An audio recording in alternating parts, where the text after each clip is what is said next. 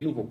Et là, pour le comprendre, on peut revenir à l'histoire de la philosophie. Parce qu'on appelle souvent la philosophie la mère de toutes les sciences. Autrement dit, toutes les sciences sont nées de la philosophie, y compris la science elle-même. Maintenant, qu'est-ce qui a fait que la science qui est née de la philosophie puisse devenir autonome et indépendante? Vous savez que la philosophie réfléchit sur tout. La philosophie se pose toujours la question du pourquoi des choses, cela qui a une dimension métaphysique. Pourquoi telle chose est, etc. Le philosophe, il se pose ces genres de questions. Donc, la philosophie a une immense ambition d'embrasser en son sein toutes les problématiques, toutes les questions qui engagent l'humanité. C'est pour cela que la philosophie pose problème. Parce que est-ce qu'on peut avoir une connaissance sur tout? Du moment qu'on réfléchit sur tout, est-ce que cela nous permet d'avoir une connaissance sur tout? C'est ce que les scientifiques intelligents, malins qu'ils sont, ont observé de prime abord, qui fait qu'ils se sont dit qu'en restant dans le champ philosophique, notre objectif, nous ne l'atteindrons jamais. Parce que la science a l'objectif d'expliquer les choses d'une manière universelle et d'une manière objective. Mais cet objectif ne peut jamais être atteint si on est là dans le débat contradictoire. Là où les philosophes se posent des questions et que chaque question devient une nouvelle réponse, pour reprendre Jaspers. Là où également les philosophes ne tombent jamais d'accord, il y a absence de consensus. Le scientifique qui observe tout cela, il va se dire, mais tiens, si mon objectif est d'expliquer la réalité d'une manière précise et d'une manière prouvable, en restant dans la philosophie où il n'y a que des débats contradictoires, où il n'y a que des idées qui s'affrontent, je ne pourrai jamais atteindre mon objectif. Donc, mieux vaut que je sorte, que je m'autonomise, comme on dit. C'est à ce moment que vous allez voir que dans le domaine physique, les Newton, les Kepler, les Copernic et même Lavoisier vont autonomiser la science d'un point de vue de la physique et de l'astronomie. C'est à ce moment que l'on commence maintenant à constater que la science s'est écartée de la philosophie. C'est pourquoi on parle même de divorce entre philosophie et science. Alors, cette autonomie maintenant va permettre à la science de poursuivre son petit bonhomme de chemin, comme on dit. Et à cela, quand on dit la science, c'est un ensemble. Et dans la science, en tant qu'ensemble, il y a des sous-sciences.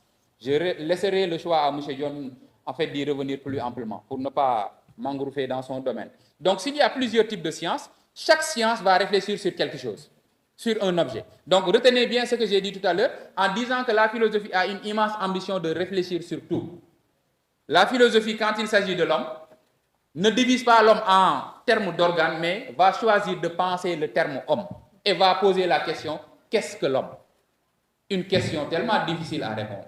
Parce que l'homme, c'est un être complexe, une entité même difficile à cerner. C'est pourquoi même, Sartre va parler de la contingence du fait humain, que l'homme est un être qui joue son rôle dans le monde sous l'angle de la contingence. Mais le scientifique, à la question de savoir qu'est-ce que l'homme, que fait le scientifique? Malins qu'ils sont, ils vont sectionner l'homme en sciences. On va inventer une science qui va penser le cerveau de l'homme. C'est la neurologie. Une autre science va étudier les yeux de l'homme. C'est l'ophtalmologie. Une autre science va se charger de penser la vie du cœur, c'est-à-dire la cardiologie. C'est comme ça que la science va diviser l'homme jusqu'à faire de lui un être qu'on va diviser en forme de science selon les objets sur lesquels on s'interroge. Donc là, vous voyez la démarche scientifique. C'est pourquoi, quand on tente de comparer la philosophie et la science, la première des choses, c'est de se poser la question de savoir quel est l'objet sur lequel réfléchit la philosophie, ou bien quels sont les objets sur lesquels réfléchit la philosophie et quels sont les objets sur lesquels réfléchit la science. Autrement dit, la science a-t-elle un objet de réflexion particulier? La philosophie a-t-elle un objet de réflexion particulier? Ou bien se proposerait-elle de réfléchir sur la totalité de la réalité? Là, on va voir que du point de vue de leur objet, philosophie et science ne sont pas du même domaine. Philosophie réfléchit sur tout et avec un grand T. Depuis le ciel jusqu'à la terre, la philosophie ne laisse rien en rade. La philosophie réfléchit sur la mort. La philosophie réfléchit sur l'homme. La philosophie réfléchit sur les animaux. La philosophie réfléchit même sur ce qui va se passer après la mort, la vie post-mortelle, dans la dimension métaphysique. La philosophie réfléchit elle-même sur les autres formes de science. Donc c'est ce qui justifie Canguilhem quand il dit la philosophie pour prospérer, doit réfléchir sur ce qui n'est pas elle. Et ce qui n'est pas elle, ce sont les objets qui composent la réalité. Mais qu'en est-il de la science, du point de vue de son objet? La science n'a pas l'ambition d'expliquer la totalité de la réalité. Mais la science, pour prospérer, doit, dans la complexité de la nature, faire des choix, prendre des objets et les inscrire dans son champ d'investigation. C'est en cela que, du point de vue de son objet, la science n'est pas la même que la philosophie. Est-ce qu'elles ont les mêmes domaines? Non. La philosophie réfléchit dans un domaine qui est tellement vaste, parce que son objet également est illimité.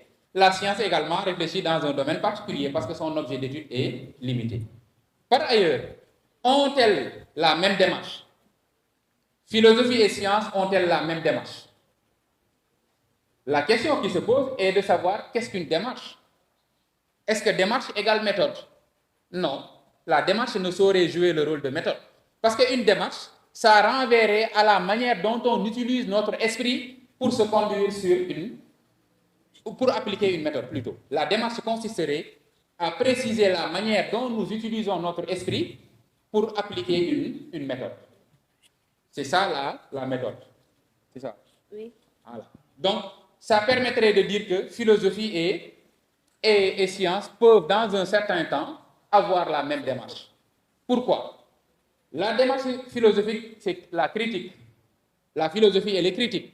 Même en science, il y a de la critique. Les philosophes se critiquent entre eux, mais les scientifiques, quand ils se critiquent entre eux, ce qu'on appelle, entre guillemets, critique intersubjective, c'est-à-dire des scientifiques qui se critiquent, et ces scientifiques doivent être de la même communauté scientifique. Quand ils se critiquent, ils cherchent à améliorer leur théorie. Mais quand les philosophes se critiquent, attention, ce n'est pas pour améliorer la théorie, mais c'est pour exposer leurs idées. C'est pour montrer la pertinence de leur point de vue. Donc, du point de vue de leur démarche, on peut dire qu'il y a la dimension critique qu'elles partagent. Alors, si elles ont la même démarche, est-ce qu'elles ont les mêmes méthodes? Alors, pour parler de méthodes, il y a plusieurs méthodes dévolues à la science, selon que l'on se trouve dans les différents types de sciences. N'est-ce pas? Donc, monsieur John y reviendra, mais retenez que la méthode la plus prisée en science, c'est la méthode expérimentale.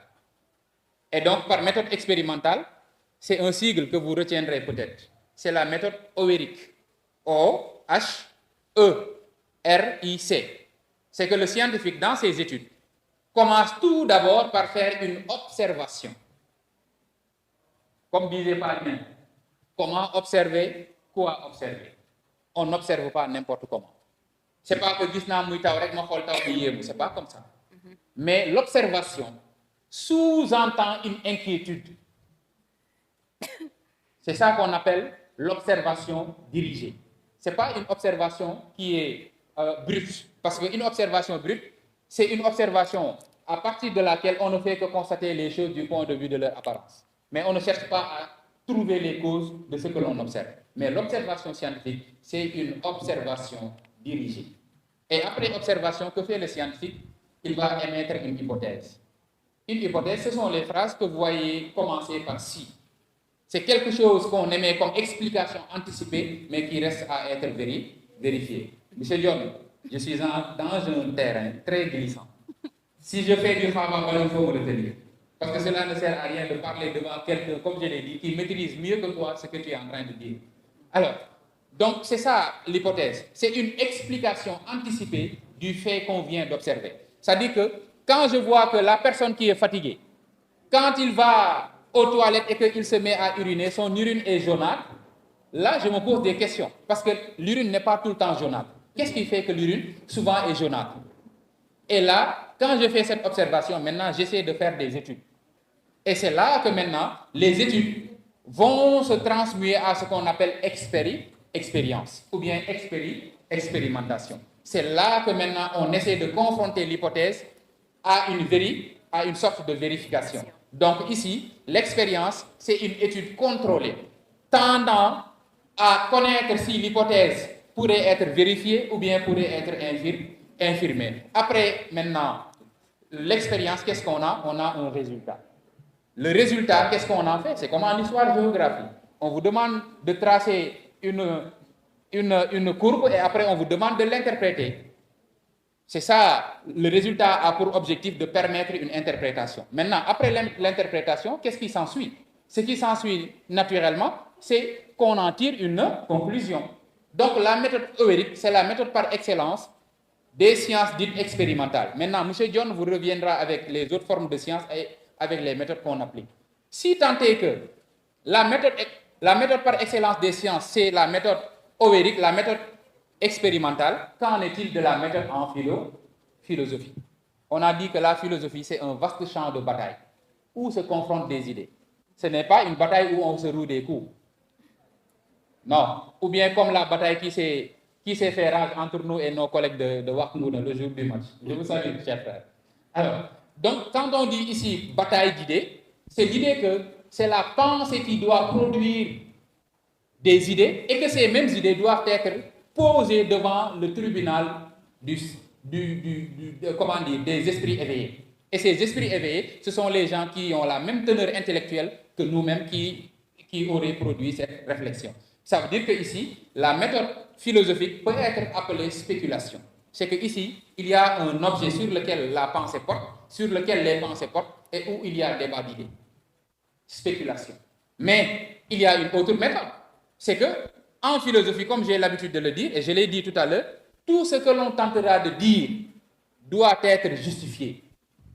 Tout ce que l'on tentera d'avancer en termes d'arguments, en termes d'idées, on doit être en mesure de le justifier d'une manière rationnelle, d'une manière valide. Et c'est ça qui fait qu'on parlera de justification. Donc, dans la méthode philosophique, il y a deux choses. Il y a la spéculation, il y a par ailleurs ce qu'on appelle la justification. Et donc, cette justification, elle va être opposée à autre chose dans la science. C'est que la science, elle cherche à établir des preuves. En philosophie, certes, on peut parler de preuves, mais pas à l'entendre dans le sens scientifique. Si on est dans le domaine mathématique, dans tous les pays du monde, ln de 1 égale 0, dans R, bien sûr. Dans tous les pays du monde, ln de 1 égale 0, dans R, je suis précis. Alors, mais en philosophie, imaginez qu'on pose la question de savoir Dieu existe-t-il? Dieu existe-t-il? Qu'est-ce qui va se passer? Ça dit que ça va provoquer un débat interminable. Les athées vont donner leur point de vue et ils vont se dire qu'ils ne sont pas si sûrs si Dieu existe ou pas. Donc l'homme est jeté dans le monde, comme ils ont l'habitude de le dire. Mais le terme jeté, ce n'est pas le terme créé. D'autres vont dire que oui, Dieu existe parce que c'est lui qui a créé, c'est lui qui a fait advenir tout ce qui existe. Donc vous voyez, ça dit que dans le champ philosophique, il y a toujours contradiction, débat contradictoire. Il y a l'opposition des idées. Mais dans le champ scientifique, le plus souvent, on est dans le consensus. C'est-à-dire, on est dans l'idée que les idées qu'on formule, on doit être en mesure de les justifier jusqu'à tomber d'accord. 1 plus 1 égale 2 en termes numériques. Mais en termes substantiels ou bien quantitatifs, 1 plus 1 peut ne pas être égal à 2. Un tas de sable plus un tas de sable égale un tas de sable, c'est pas 2. C'est un tas de sable. Donc là, ça provoque la réflexion. Donc ça, c'est pour vous permettre de comprendre que ici, du point de vue de sa méthode, du point de vue de son objet, du point de vue de sa démarche, il y a plein de choses à dire entre philosophie et science. Maintenant, du point de vue des questions qu'on se pose, parce qu'on dit qu'il y a d'études, que lorsque celui-là qui fait l'étude se pose une question de départ. Alors, en philosophie, quand le philosophe envisage d'aller à la quête de la vérité, il commence toujours par une question fondamentale. La question « qu'est-ce que ?» qui renvoie à la question « pourquoi ?» Pourquoi ceci? Pourquoi cela? Et pour reprendre Leibniz, pourquoi y a-t-il quelque chose plutôt que rien? Le scientifique, quand il commence son investigation, il n'est pas comme le philosophe qui va à la quête de la connaissance par ce qu'on appelle la question du pourquoi, ce qui suppose une dimension métaphysique. Le scientifique reste dans le domaine matériel, mais dans le domaine matériel, la question qui est exigée, c'est la question du comment des choses. Cette question a une visée matérielle, c'est-à-dire que la science réfléchit sur les choses qui sont concrètes, palpables, c'est-à-dire la matière. Maintenant, du point de vue de la vérité, est-ce que les vérités, ou bien la vérité se conçoit de la même façon en philosophie qu'en science? Peut-on parler de vérité en philosophie? peut-on parler précisément de vérité philosophique? Ou par ailleurs, peut-on parler de vérité scientifique? Ou bien, qu'est-ce que la vérité en science? Qu'est-ce que la vérité en philosophie? Vérité, ce n'est pas connaissance, l'épistémologie. La vérité n'est pas la connaissance. Et la connaissance, on dit que c'est l'adéquation de l'idée à la réalité. Mais la vérité, c'est l'adéquation de ma pensée à l'objet. C'est ça. La vérité, c'est l'adéquation de ma pensée avec l'objet pensé. Donc, il ne peut y avoir de vérité que dans la pensée. Or, la philosophie est une pensée, donc le philosophe, il va à la quête, je dis bien quête de la vérité. Ce qui supposerait que, en philosophie, la possession de la vérité n'est qu'une chimère. Ce n'est jamais possible. Le philosophe ne peut pas avoir le monopole de la vérité. On ne fait que la rechercher. Et je le dis souvent. Par rapport au philosophe, la vérité se représenterait comme le soleil au couchant. Quand vous regardez ici, je ne sais pas quel est le village qui est ici à côté. Quand le soleil s'apprête à coucher, vous avez l'impression que une fois que vous allez là-bas au niveau de ce village, vous retrouverez le soleil là-bas. Mais quand vous y allez, c'est comme si le soleil recule. C'est ça qui fait qu'on dit qu'ici, en philosophie, la vérité est un horizon métaphysique. C'est un concept métaphysique. C'est un concept c'est un concept qui pousse à admettre qu'on tend vers sa recherche, mais on ne l'atteindra jamais. Mais si en philosophie, on ne peut pas atteindre la vérité, elle devient une norme. Elle doit orienter la pensée, elle doit orienter la réflexion. Par ailleurs, maintenant, si on revient dans le cadre scientifique, qu'est-ce que la vérité scientifique? La vérité scientifique, c'est cette concordance qui vient de l'hypothèse que j'ai déroulée tout à l'heure avec le résultat admis. Ce résultat, si cela coïncide avec l'interprétation, à ce moment, on pourra parler de vérité. Donc, pour qu'il y ait vérité scientifique, il faut que l'objet observé puisse être expliqué d'une manière objective. Et en cela, maintenant, on va voir que la science, en science, même si on parle d'objectivité, ne peut pas atteindre la vérité d'une manière absolue. On ne fait que s'en approcher. C'est pourquoi on dit qu'en science, les vérités évoluent en courbe asymptotique. Il n'y a pas de vérité qui peut durer éternellement. Chaque vérité est désir de sa mort, comme on dit. Chaque vérité désire sa propre mort. Parce que Bachelard le dit, nos vérités, nos erreurs d'aujourd'hui, nos vérités plutôt d'aujourd'hui selon nos erreurs de demain. Ce qui suppose que la vérité, elle n'est jamais éternelle, mais elle dure un laps de temps. Alors, après maintenant, ça se dépasse petit à petit.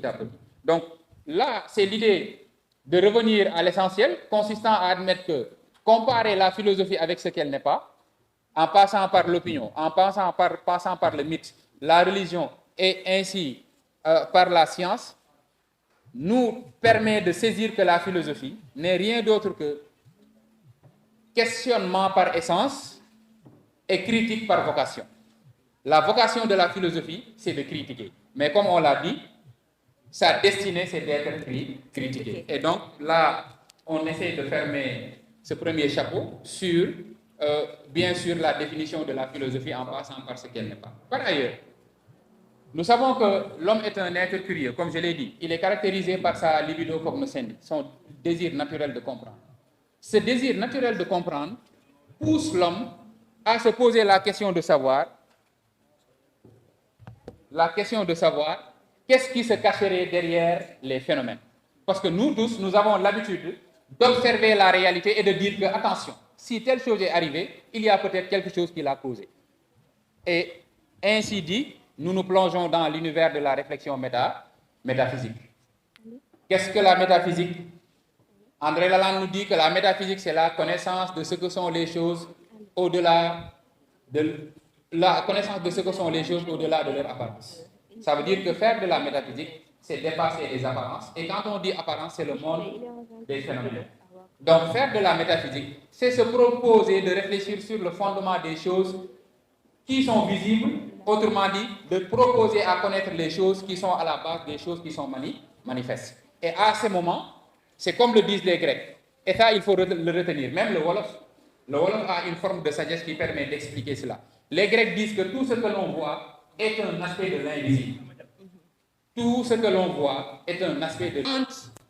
n'a pas voulu supprimer la métaphysique, n'a pas réclamé la suppression, la mort de la métaphysique, mais il a voulu réhabiliter la métaphysique en appliquant à ses principes la démarche scientifique. Ce qu'il n'a pas réussi de faire, parce qu'il a dit qu'il faut réhabiliter la métaphysique du point de vue des critères scientifiques. Mais le problème est que quand une réalité porte sur des noumens, des choses cachées, comment elles peuvent avoir un statut scientifique du moment que la science porte sur la matière, à part la science qu'on appelle l'astronomie.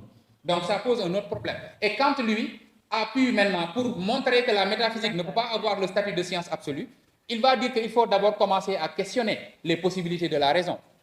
Les possibilités de la raison. Qu'est-ce que la raison peut connaître et qu'est-ce qu'elle ne peut pas connaître? Quand on nous dit que la raison ne peut connaître que ce qu'on appelle ce qui est inscrit dans le temps et dans l'espace, c'est-à-dire les formes a priori de l'entendement, l'espace et le temps. Vous pouvez dire que oui, j'ai vu M. Gay à Wakunguna parce que je suis dans la salle de la case des tout-petits. Vous me demandez à quelle heure vous pouvez préciser. Mais quand vous ne me voyez pas, il vous sera très difficile de dire où je me trouve, qu'est-ce que je porte, qu'est-ce que je fais, etc. Donc l'homme ne peut juger que ce qu'il voit le plus souvent. Donc la connaissance métaphysique, selon Kant, devient un peu compliquée à admettre. Parce que lui, il avait du mal à apprécier le pouvoir de la raison. C'est cela même qui le pousserait à dire que c'est David Hume qui m'a réveillé de mon sommeil dogmatique. Son sommeil dogmatique, c'est qu'il n'avait pas envisagé le pouvoir de la raison. Il pensait que la raison pouvait connaître tout ce qu'elle peut, tout ce qu'elle veut connaître. Or, la raison ne peut connaître que ce qui est dans l'espace et ce qui est dans le temps. Or, ce qui est dans l'espace et dans le temps, on ne fait que les voir. Ce sont les phénomènes. Donc, à la question de savoir peut-on connaître les noumens, ce serait impossible du point de vue de Kant. Par ailleurs maintenant, d'autres vont juger que la métaphysique n'est pas une connaissance véritable parce qu'elle est une illusion. C'est les empiristes. Et là, on commence par David Hume.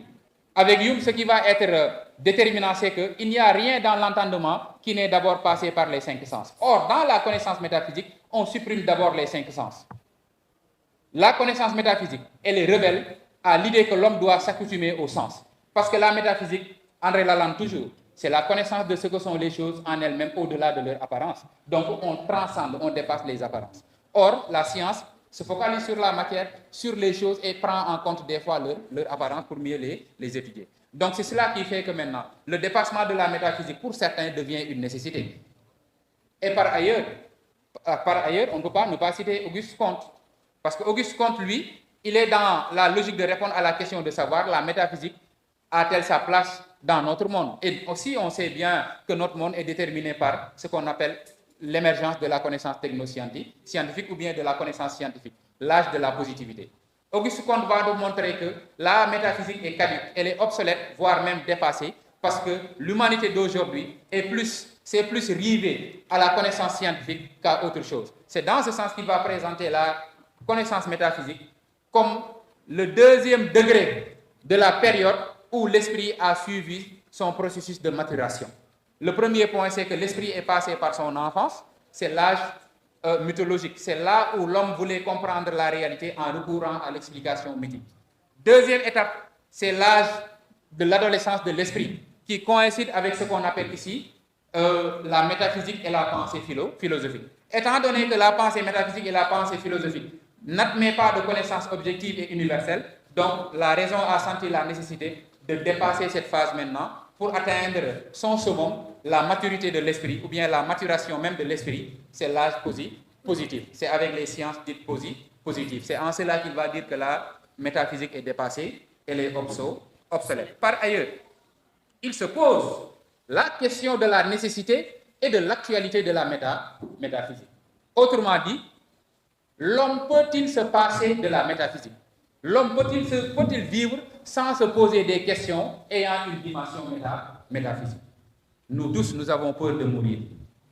Qu'on le veuille ou non, chaque semaine, on se pose la question de savoir à quand la mort. On se trouve dans des situations déterminées, c'est comme si on se rapproche de la mort. Surtout quand on est sur la route et qu'on voit certains accidents se produire. Pas plus tard que quelques mois, avec l'accident de 6 kilos, où il y a eu plus de 30 morts.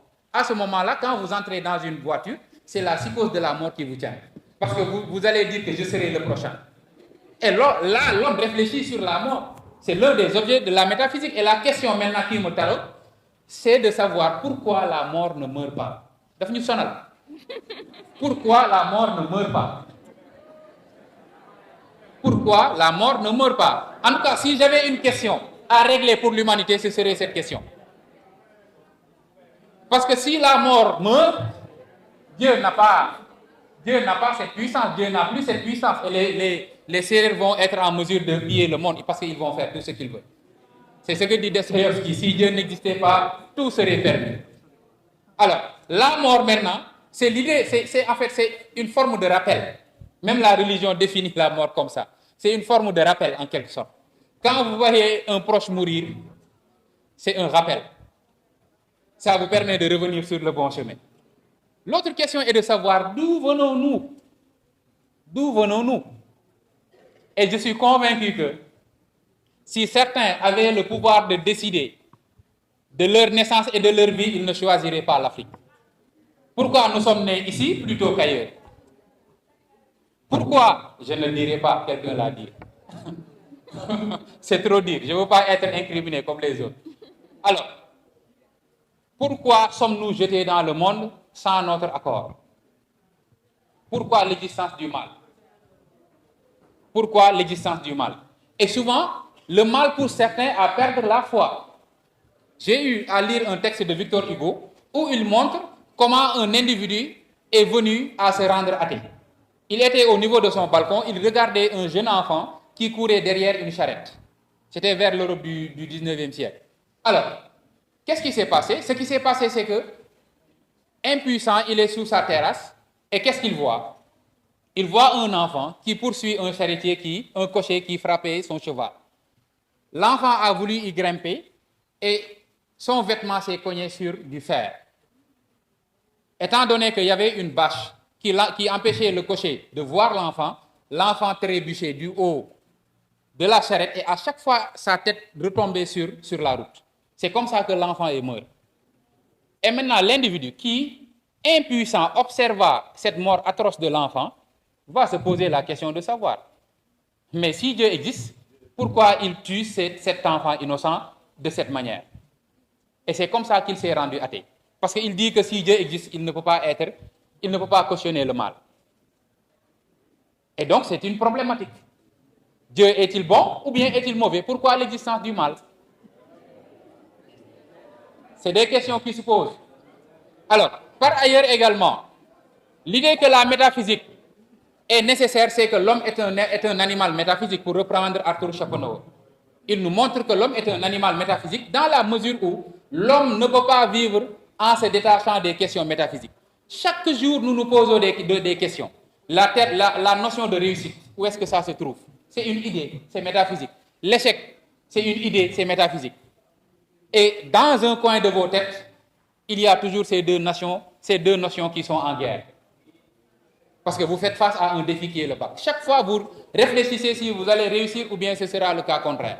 Donc, l'homme est un être essentiellement métaphysique.